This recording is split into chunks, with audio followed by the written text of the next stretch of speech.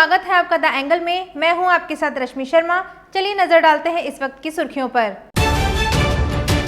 भारत ने चीन को दिया एक और जोरदार झटका। हाईवे प्रोजेक्ट में चाइनीज कंपनियों की एंट्री होगी बैन। मुख्यमंत्री अशोक गहलोत ने 108 चिकित्सा भवनों का किया लोकार्पण शिलान्यास। कहा, कोरोना ने लोगों का रहन सहन और व्यवहार बदल दिया। कांग्रेस के बाड़ी विधायक गिरिराज सिंह मलिंगा ने जयपुर में की प्रेस वार्ता। दलाल और डीआईजी का नार्को टेस्ट कराने की मांग। राजस्थान हाईकोर्ट ने स्वायत्त शासन मंत्री शांति धारीवाल को दिया नोटिस। सेवानिवृत्त अधिकारी की नियुक्ति के मामले में मांगा जवाब। भारत ने चीन को एक और जोरदार झटका दिया है। पहले 59 चाइनीज ऐप्स बैन किए गए, अब हाईवे प्रोजेक्ट्स में भी चीनी कंपनियों की एंट्री बंद की जाएगी। परिवहन मंत्री नितिन गडकरी ने कहा कि भारत हाईवे प्रोजेक्ट्स में चीनी कंपनियों की एंट्री को बंद करेगा। गडकरी ने कहा कि अगर कोई चाइनीज कंपनी जॉइंट वेंचर के रास्ते भी हाईवे प्रोजेक्ट्स में एंट्री की कोशिश करेगी तो उसे भी रोक दिया जाएगा। इसके अलावा उन्होंने कहा कि सरकार यह भी सुनिश्चित करेगी कि एमएसएमई सेक्टर में चाइनीज इन्वेस्टर्स को एंटर नहीं किया जाए। गडकरी ने कहा कि बहुत जल्द एक पॉलिसी लाई जाएगी जिसके आधार पर चाइनीज कंपनियों की एंट्री बंद होगी और भारतीय कंपनियों के लिए नियम आसान बनाए जाएंगे। कोरोनिल दवा पर सफाई देने के लिए योग गुरु बाबा रामदेव ने हरिद्वार में एक प्रेस कॉन्फ्रेंस का आयोजन किया। बाबा रामदेव ने सफाई देते हुए अपनी कोरोनिल को ताकतवर बताया है। उनके कोरोनिल को कोरोना की दवा कहे जाने पर उन्होंने पलटवार किया है। बाबा ने कहा कि पीएम जब कहते हैं कि कोरोना की दवा 2 गज दूरी है तो उनकी कोरोनिल तो बहुत ज़्यादा ताकतवर है। बाबा रामदेव ने कहा कि शब्दों के मायाजाल में हमें नहीं पड़ना चाहिए। बाबा रामदेव ने कहा कि कोरोनिल में गिलोय, अश्वगंधा और तुलसी का संतुलित मात्रा में मिश्रण है। कोरोनिल और स्वचारी का संयुक्त ट्रायल किया हुआ है। हमने इसको अलग अलग ट्रायल नहीं किया है। पतंजलि जान बचाने का काम करता है, जान लेने का नहीं। लद्दाख बॉर्डर पर चीन ने एक बार फिर भरोसा तोड़ने का काम किया। एक तरफ वह भारत से बातचीत कर रहा था, वहीं दूसरी तरफ उसने इस बीच एलएसी पर 20,000 जवानों की तैनाती कर दी। इतना ही नहीं, शिनजियांग में भी उसने 10 से 12,000 जवान रोके हुए हैं जो जरूरत पर जल्द सीमा पर पहुंच सकते हैं। इससे पहले पाकिस्तान की भी ऐसी नापाक हरकत की खबर आई थी। उसने भी 20,000 जवानों को गिलगित बाल्टिस्तान में एलओसी के नज़दीक तैनात किया है। सरकार की तरफ से एक सूत्र ने बताया कि चीन सेना ने जवानों को 2 डिवीज़न जिसमें करीब 20,000 जवान हैं, उन्हें एलएसी के ईस्टर्न लद्दाख सेक्टर में तैनात किया है। बताया गया है कि भारत चीन हरकतों पर पैनी नज़र रखे हुए है। भारत भी इलाके में एक और डिवीज़न की तैनाती पर विचार कर रहा है। तमिलनाडु के नेवेली पावर प्लांट के स्टेज 2 में बॉयलर में एक विस्फोट हुआ। इस विस्फोट के चलते 6 लोगों की मौत हो गई। वहीं इस घटना में 17 लोग घायल हुए हैं। घायलों को एनएलसी लिग्नाइट अस्पताल में भर्ती कराया गया। विस्फोट के कारणों का पता नहीं चल पाया है। एनएलसी की अपनी दमकल टीमें हैं जो विस्फोट के बाद बचाव अभियान में जुट गई हैं। कुड्डालोर राजधानी चेन्नई से 180 किलोमीटर दूर स्थित है। कुड्डालोर के पुलिस अधीक्षक एस श्री अभिनव ने बताया कि नेवेली पावर प्लांट के बॉयलर में हुए विस्फोट में 6 लोगों की मौत हुई है और 17 लोग घायल हुए हैं। एनएलसी में 27,000 कर्मचारी काम करते हैं। कांग्रेस सांसद राहुल गांधी ने डॉक्टर्स डे पर 4 भारतीय नर्सों से बातचीत की। ये नर्सें भारत और विदेश में कोरोना वायरस के खिलाफ सक्रिय है। बातचीत के दौरान राहुल गांधी ने कहा कि कोविड-19 से लड़ाई के लिए ज़रूरी है कि सरकारें इस समस्या को स्वीकार करें और इसका सामना करें। राहुल गांधी ने यह भी कहा कि सरकारें ये समझाने का प्रयास कर रही है कि कोरोना महामारी समस्या उतनी भयावह नहीं है जितनी दिख रही है, जबकि ऐसा नहीं है। राहुल गांधी ने कोरोना के खिलाफ लड़ाई से जुड़े स्वास्थ्य कर्मियों के अनुभव को लोगों के समक्ष साझा किया। कांग्रेस नेता राहुल गांधी कोविड-19 संकट के असर और इससे निपटने के तरीकों को लेकर अलग अलग क्षेत्रों की हस्तियों के साथ संवाद कर रहे हैं। डॉक्टर्स डे पर मुख्यमंत्री अशोक गहलोत ने इतिहास रचा। उन्होंने चिकित्सा विभाग को ढेरों सौगातें दी। मुख्यमंत्री अशोक गहलोत ने 108 चिकित्सा भवनों का लोकार्पण शिलान्यास किया। मुख्यमंत्री गहलोत ने अपने आवास से वीडियो कॉन्फ्रेंसिंग के जरिए इन भवनों को जनता के सुपुर्द किया। प्रदेश में इतने बड़े पैमाने पर वर्चुअल लोकार्पण शिलान्यास का कार्यक्रम पहली बार हुआ है। विभिन्न जिलों में शुरू होने जा रहे नए चिकित्सा भवनों को निरोगी राजस्थान की दिशा में महत्वपूर्ण कदम माना जा रहा है। कार्यक्रम को संबोधित करते हुए मुख्यमंत्री गहलोत ने कहा, कोविड-19 ने हमें चिकित्सा भवनों का लोकार्पण शिलान्यास वीसी के माध्यम से करने पर मजबूर कर दिया है। ये कोविड-19 ने हम सबको मजबूर कर दिया कि आज इतनी बड़ी संख्या में 108 शिलान्यास और लोकार्पण वीसी के माध्यम से करना पड़ रहा है। कोविड-19 ने, कोरोना ने पूरे देश के अंदर, विश्व के अंदर जीवन को जीने की भी अप्रोच बदल दी है। किस प्रकार से लोग लॉकडाउन में घरों बंद रहे, किस प्रकार से उनका जो रहन सहन, खान पान, जीवन की शैली, जीने की उनका व्यवहार,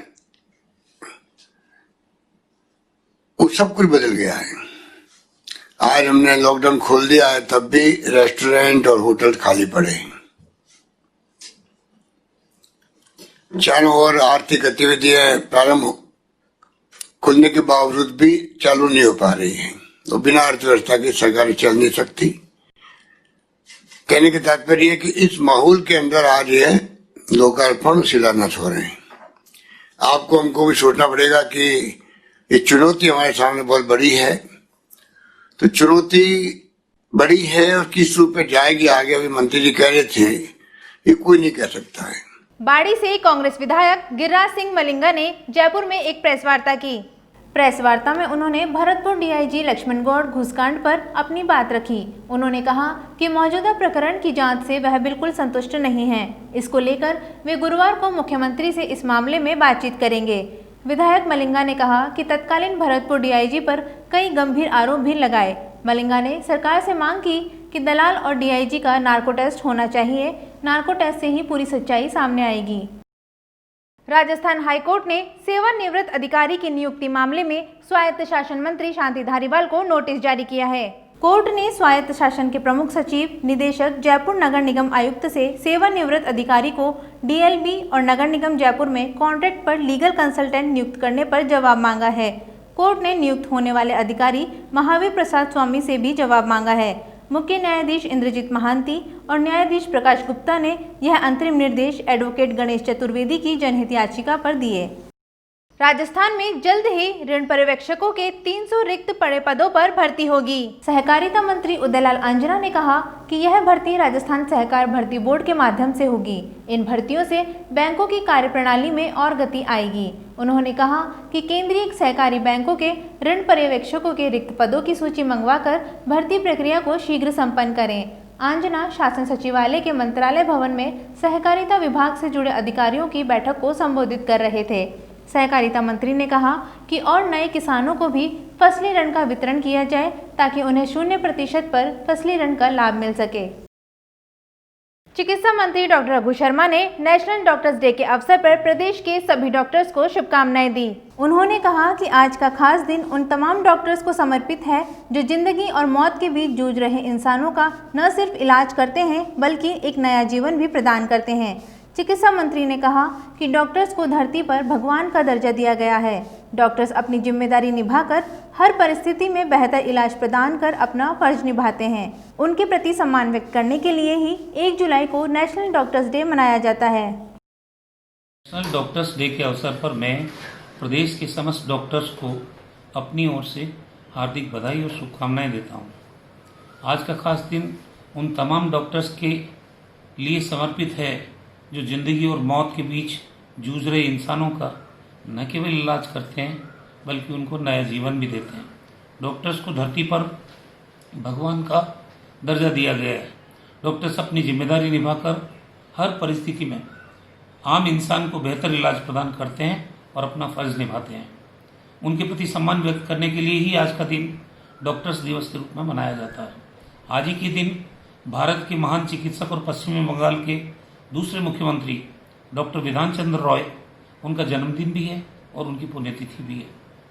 उनको सम्मान और श्रद्धांजलि अर्पित करने के लिए भी आज का दिन डॉक्टर्स दिवस के रूप में मनाया जाता है।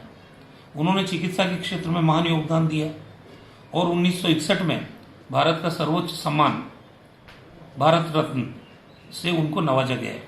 जयपुर सांसद रामचरण बोहरा के जन्मदिन पर शहर में कई कार्यक्रम आयोजित हुए। इस मौके पर सोडाला के स्वीज फार्म स्थित ट्रिनिटी मॉल में एक रक्तदान शिविर का आयोजन किया गया। यह रक्तदान शिविर महिमा ग्रुप की ओर से किया गया। रक्तदान शिविर में बड़ी संख्या में रक्तदान किया। रक्तदान में इकट्ठे रक्त को ब्लड बैंक में दिया जाएगा, जिससे यह रक्त किसी के काम आ सके। अंतर्राष्ट्रीय डॉक्टर्स डे पर राजधानी जयपुर में जनाना अस्पताल परिवार ने डॉक्टर्स का अभिनंदन किया। जनाना अस्पताल चांदपोल को अधीक्षक डॉक्टर पुष्पा नागर, उप अधीक्षक डॉक्टर ओपी नायक और ब्लड बैंक प्रभारी डॉक्टर अमित शर्मा का अभिनंदन किया गया। नर्सेज प्रदेश अध्यक्ष रमेश सैनी ने बताया कि कोरोना की जंग में डॉक्टर्स, नर्सेज व पैरामेडिकल स्टाफ ने बड़ी हिम्मत और जज्बे के साथ इस महामारी से आमजन को निजात दिलवाई है। अधीक्षक डॉक्टर पुष्पा नागर ने कहा कि सभी डॉक्टर्स को निस्वार्थता से नर ही नारायण सेवा भाव से मरीजों की सेवा करनी चाहिए। अस्पताल परिवार ने प्रदेश के सभी चिकित्सकों को हार्दिक बधाई और शुभकामनाएं दी। डॉक्टर्स डे पर मेरा यही संदेश है कि सारे डॉक्टर्स और साथ ही साथ हमारे नर्सिंग कर्मी भी सब जो है मिलके अपने काम को बड़े शिद्दत से करें और मरीज़ों की सेवा को बड़े ईमानदारी से अच्छे से करें अपने ज्ञान के साथ, जिससे कि वो स्वस्थ होकर अपने घर लौटें। एक हम जो काम है एक हिपोक्रेटिक ओथ के तहत ये काम करें कि हमारी जो काम के क्रिया जो है ऐसी इस तरीके की हो कि हम ज़्यादा से ज़्यादा अच्छे से अच्छा फ़ायदा उनको दें और जो है कोई भी ऐसा काम ना करें कि कभी उनके स्वास्थ्य को नुकसान हो।